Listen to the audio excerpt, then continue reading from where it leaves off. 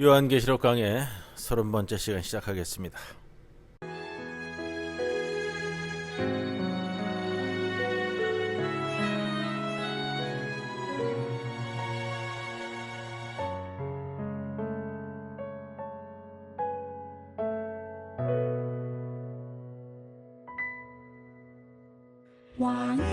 왕이신 나의 하나님, 내가 주를 높이고 영원히 주의 이름을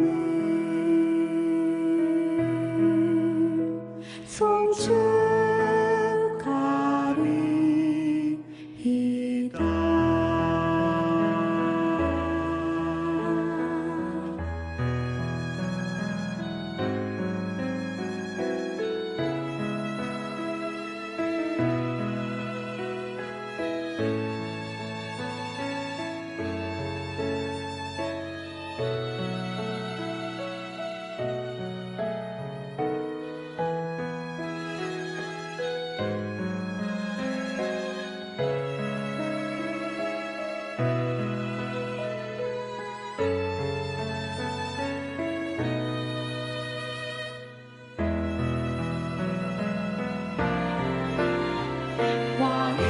왕이신 나의 하나님, 내가 주를 높이고 영원히 주의 이름을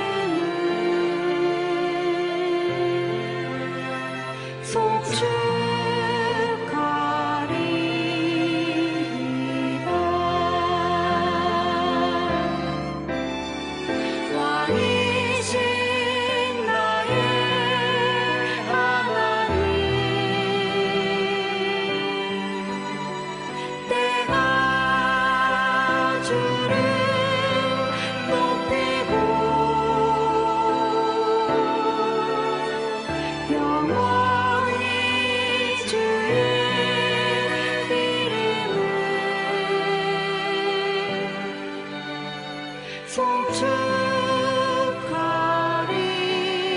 송축하리이다. 영원히 주의 이름을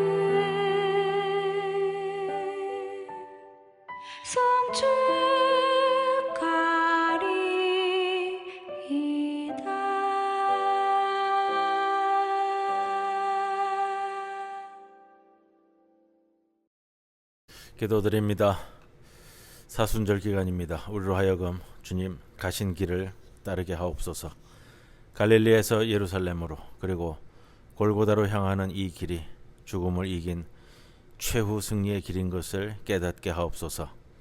실수하는 이에게 충고하려고 하지 말고 실패한 이에게 가르치려고 들지 말며 패배당한 이에게 섣부른 위로하기보다는 묵묵히 주님의 모습을 본받게 하옵소서. 어리석은 자는 떠들고 겁쟁이는 입을 다물며 현명한 자는 듣습니다. 제 안에 죽이지 못한 꿈틀대는 명성과 성공과 쾌락과 위세를 향한 유혹의 음성들의 귀머거리가 되고 주님의 음성에 더 귀 기울이게 하옵소서.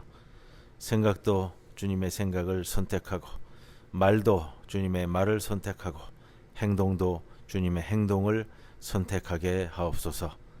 사순절기를 보내는 동안 더욱 신실하게 살 수 있는 힘과 용기를 허락해 주옵소서. 예수님의 이름으로 기도드리옵나이다. 아멘. 이 334장 찬송드립니다.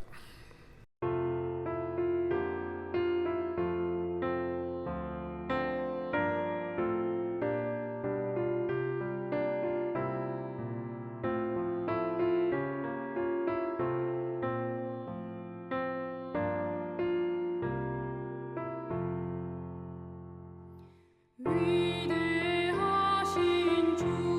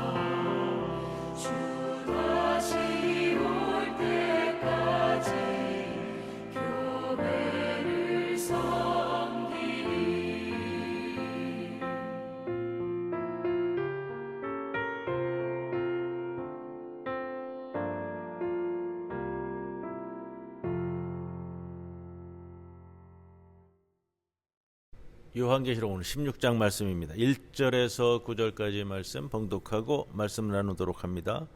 또 내가 들으니 성전에서 큰 음성이 나서 일곱 천사에게 말하되 너희는 가서 하나님의 진노의 일곱 대접을 땅에 쏟으라 하더라.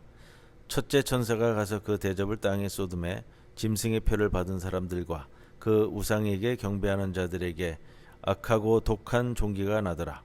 둘째 천사가 그 대접을 바다에 쏟음에 바다가 곧 죽은 자의 피같이 되니 바다 가운데 모든 생물이 죽더라. 셋째 천사가 그 대접을 강과 물 근원에 쏟음에 피가 되더라. 내가 들으니 물을 차지한 천사가 이르되 전에도 계셨고 지금도 계신 거룩하신 이여 이렇게 심판하시니 의로우시도다. 그들이 성도들과 선지자들의 피를 흘렸으므로 그들에게 피를 마시게 하신 것이 합당하니이다 하더라. 또 내가 들으니 제단이 말하기를 그러다 주 하나님 곧 전능하신 이시여 심판하시는 것이 참되시고 의로우시도다 하더라. 넷째 천사가 그 대접을 해에 쏟음에 해가 권세를 받아 불로 사람들을 태우니 사람들이 크게 태움에 태워진지라. 이 재앙들을 행하는 권세를 가지신 하나님의 이름을 비방하며 또 회개하지 아니하고 주께 영광을 돌리지 아니하더라. 오늘 요한계시록 16장은 하나님의 일곱 대접의 진노에 관한 말씀을 우리에게 전해주고 있습니다. 오늘 본문을 시작하면서 요한계시록 저자가 요한 사도가 성전에서 큰 음성이 나서 일곱 천사들에게 너희는 가서 하나님의 진노의 일곱 대접을 땅에 쏟으라고 명령하는 것을 들었습니다. 이는 첫째 천사에 의해서 하나님의 진노가 담긴 대접이 땅에 쏟아집니다. 오늘 2절 말씀을 보시면요. 첫째 천사가 가서 그 대접을 땅에 쏟음에 짐승의 표를 받은 사람들과 그 우상에게 경배하는 자들에게 악하고 독한 종기가 났다. 자, 일곱 개에 대한 것은 일곱 나팔 이야기도 있고요. 일곱 봉인에 대한 이야기도 있었습니다. 첫째 대접이 쏟아진 것은 일곱 나팔 환상에서 첫째 나팔이 불릴 때 땅의 3분의 1이 타격을 받은 것과 비슷합니다. 땅에 쏟아진 첫째 대접의 재앙은 이 땅 위에 사는 모든 사람들에게 임한 것이 아니라 오직 짐승의 표를 받은 사람들과 그 우상에게 경배하는 자들에게만 임하였다. 그들은 로마의 평화라는 정치적인 선전을 수용하고 제국의 체제에 순응하고 적응할 뿐만 아니라 제국 우상에게 예배하는 우상 숭배자들입니다. 짐승에게 속한 자들은 누구나 오른손이나 혹은 이마에 짐승의 표를 달고 있습니다. 14장에서도 이 장면을 다루었는데요. 짐승의 추종자들이 달고 있는 표, 의인들이 달고 있는 표와는 상반되는 표입니다.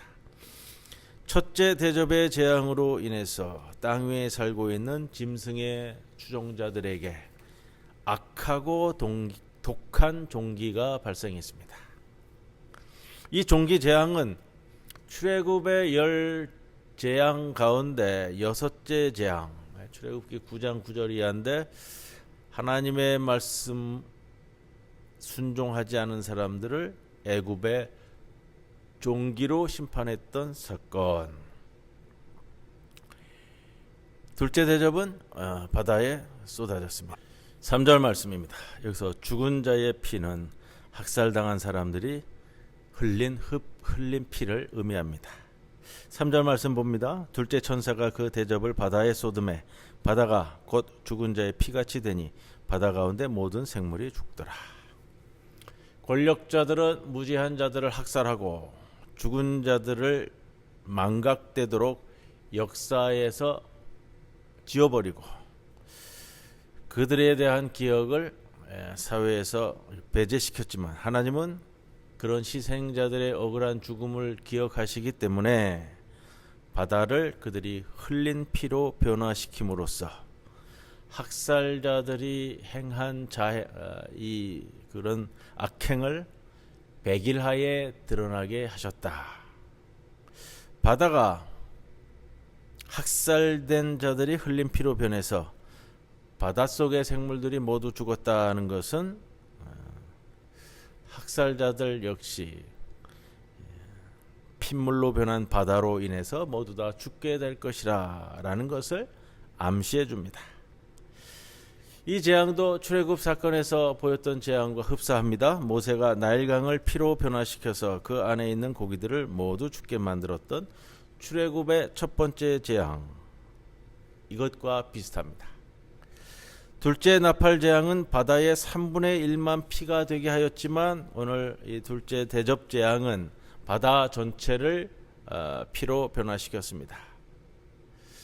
자, 이제 셋째 대접은 4절과 같이 강과 샘에 쏟아졌습니다. 4절 말씀, 셋째 천사가 그 대접을 강과 물 근원에 쏟음에 피가 되더라. 셋째 대접, 강들과 물의 근원을 전체적으로 피로 변화시켰습니다. 그렇기 때문에 강과 샘은 모두 마실 수 없는 물이 되었습니다.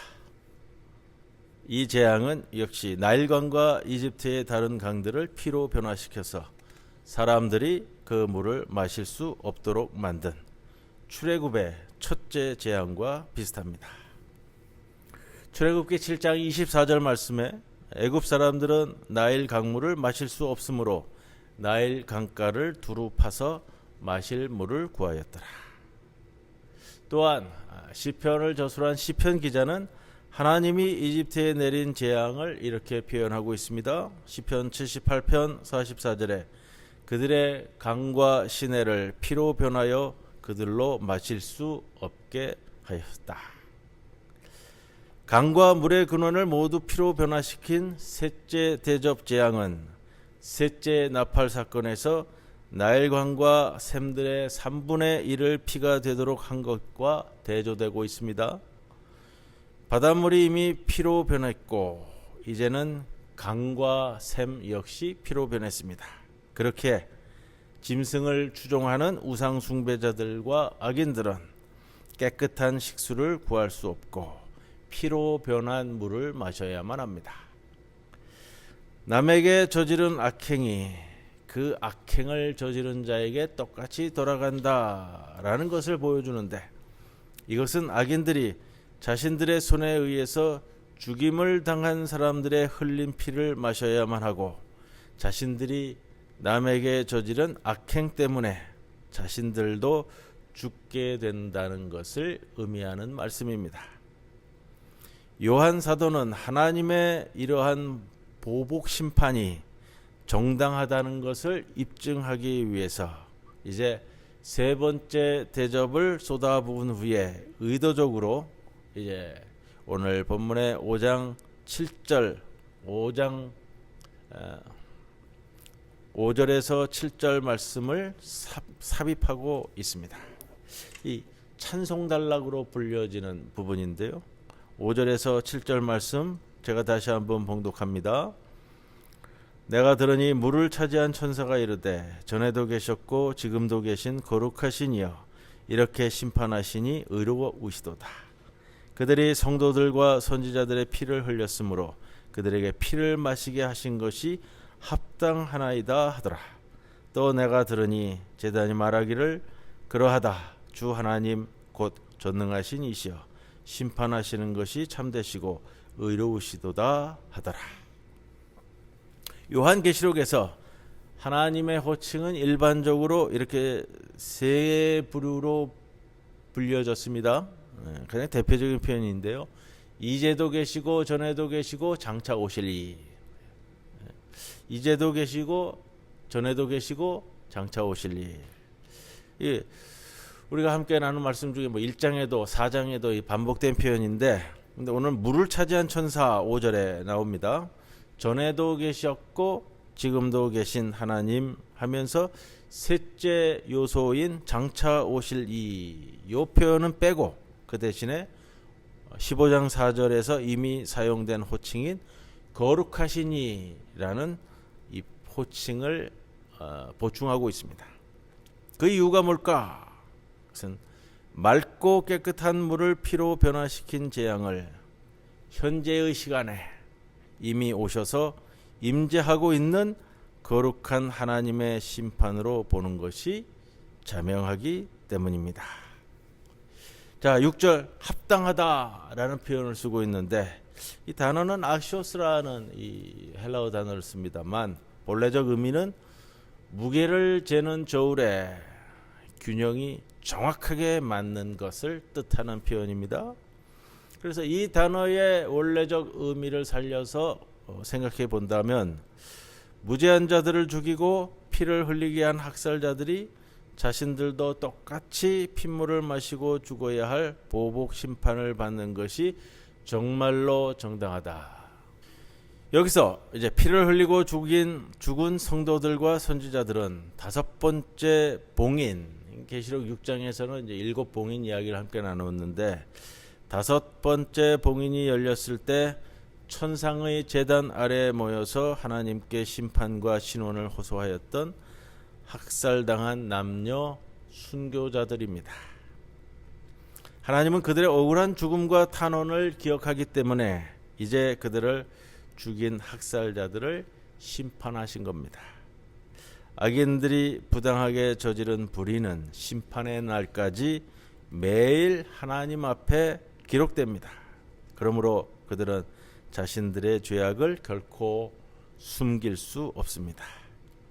짐승과 그 추종자들이 살인자라는 것은 요한계시록에서 후렴처럼 자주 등장합니다. 이 하나님은 정의로 세계를 심판하고 약자들의 권리를 회복시키는 심판자입니다. 시편 96편 13절에 그가 임하시되 땅을 심판하러 임하실 것임이라. 그가 의로 세계를 심판하시며 그의 진실하심으로 백성을 심판하시리로다. 반면에 불의하게 살해당한 무죄한 자들은 그들의 편에 서 계시는 하나님의 보복 심판 행위를 통해서 이제 그들의 모습이 신원되고 그들의 소망이 신원되고 권리가 회복됩니다. 계시록 18장 20절에도요. 하나님이 너희를 위하여 그에게 심판을 행하셨음이라 라는 말씀이 나오고 물을 다스리는 천사는 악인들의 악행을 그들 자신에게 그대로 갚은 하나님의 심판을 축하하는 찬송을 부르고 제단은 그러하다. 주 하나님 곧 전능하신 이시여 심판하시는 것이 참되시고 의로우시다라는 7절 말씀 이렇게 화답합니다. 여기서 제단은 천상의 제단 아래에 모여 있는 학살된 남녀들이 놓여져 있는 그들의 대변인 역할을 하는 표현입니다. 이 5절에서 7절까지 이 찬송의 단락은 당시 그리스도인들의 예배의 성격을 보여주기도 합니다. 그들의 예배는 하나님의 정의로운 심판을 축하하는 축제로서의 예배이고 또한 로마 제국의 살인적인 폭력 지배 체제를 비판하는 항의로서의 예배입니다. 이제 이 찬송이 끝나고 다시 대접들의 환상 이야기가 다시 이어집니다.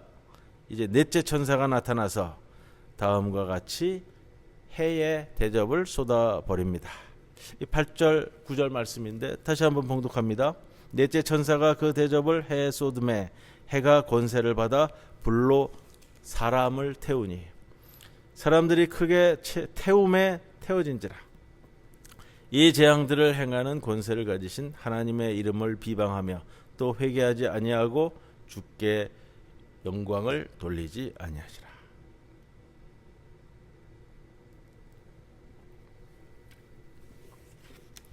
여기서 태양에 의해서 크게 태움에 태워진 사람들은 누구일까? 이들은 일반적인 사람들이 아니라 짐승의 추종자들입니다. 무죄한 사람들을 불태웠던 짐승의 추종자들이 이제 하나님의 보복으로 불태움을 당한다. 불로 사람을 태우는 것은 물론 우상 숭배, 특히 이제 몰록 숭배에서부터 유래되는 거 내용을 우리는 압니다. 몰록 숭배는 아버지가 그의 어린 자녀를 불태워 바침으로써 자신의 목적하는 바를 이루려고 했던 인신제사를 뜻하는데, 그렇기 때문에 몰록 숭배는 이스라엘에서 엄격하게 금지된 우상 숭배였습니다. 요한에게 있어서 로마 제국주의 체제와 황제 숭배는 구약 시대의 불태움으로 아이들의 생명을 파괴하였던 몰록 숭배와 같다라는 인식을 가지고 있습니다. 이 몰록 숭배, 자신의 어린 자녀를 불에 태워서 바치는 의식이 성서에서도 이제 그것이 이제 인신 제사에서 오로지 이제 짐승에 대한 제사로만 변환되는 사건을 이루는 것이 바로 아브라함에게 아들 이삭을 바치라고 했던 그 사건이 이 전환점이거든요. 자, 몰록 숭배와 같은 이것, 수많은 무죄한 자들을 불태움으로써 생명을 파괴한 로마 제국주의 체제의 우두머리들과 그의 협력자들은 이제 자신들이 불태움을 당하는 보복을 당하는 겁니다. 이러한 그들의 운명은 그들이 남에게 저지른 그 행위에 상응하는 보복입니다. 그러나 그러한 것임에도 불구하고 그들은 자신들의 죄악과 우상 숭배 행위를 회개하지 아니하고 도리어 하나님에게 책임을 돌리고 비난했다. 짐승의 추종자들은 태양의 열로 태움을 당하는 하나님의 심판을 받지만, 그러나 로마의 우상 숭배적 체제에 저항하면서 어린 양을 추종하는 성도들은 해나 아무 뜨거운 기운에 상하지도 아니할 것을 보장받는 겁니다. 헬라어 불태움이라는 단어가 헬라어로 슈프라는 카우마라는 단어를 쓰는데요. 기운으로 번역이 됐습니다. 예언서에도 비슷한 내용이 있는데, 그들이 줄이거나 목마르지 아니할 것이며 더위와 볕이 그들을 상하지 아니하리니 이는 그들을 긍휼히 여기는 이가 그들을 이끌되 샘물 근원으로 인도할 것임이라. 넷째 대접은 셋째 대접에서와 마찬가지로 역시 남에게 입힌 악한 행위가 그 악행을 저지른 당사자에게 똑같이 되돌아간다는 것을 보여줍니다. 바로 이러한 그 심판이 의미하는 것은요, 바로 그거예요. 압박과 박해에 의해서 죽임을 당한 자들, 학살된 자들, 그들이 하나님께 소망했을 때 하나님의 정의로운 심판이 내려서 그들의 이 한맺힌 가슴을 풀어주고 그들의 자격과 권리를 다시 회복시켜주고 원위치시켜주는 겁니다. 근데 거기에서 발생하는 뭐 보복이라고 하니까 뭐 너무 좀 뭐 부정적으로 바라보시는 것이 아니고요. 그 보복이 바로 이제 심판인데, 그 심판이 의롭다라고 오늘 찬송에서도 나옵니다. 바로 이러한 일들을 통해서 지금 엄청난 박해 안에 있는 이 교회와 또 이미 순교되어진, 박살되어진 많은 이 성도들의 그 억울함을 신원하는 차원에서 우리에게 보여주는 오늘 16장의 이 말씀, 이것을 꼭 기억하시기를 바랍니다. 335장 찬송 드립니다.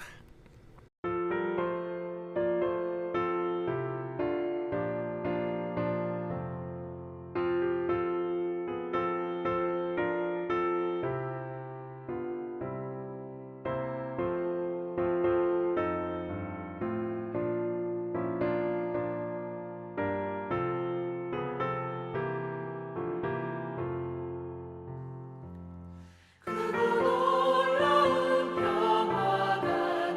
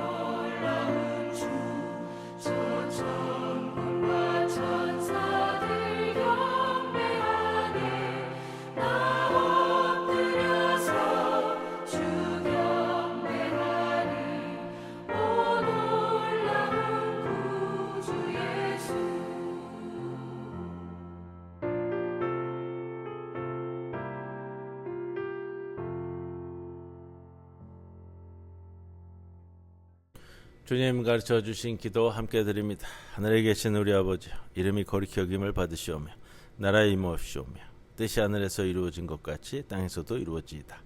오늘 우리에게 일용할 양식을 주시옵고 우리가 우리에게 죄 지은 자를 사하여 준 것 같이 우리 죄를 사하여 주시옵고 우리를 시험에 들게 하지 마시옵고 다만 악에서 구하시옵소서. 나라와 권세와 영광이 아버지께 영원히 있사옵나이다. 아멘.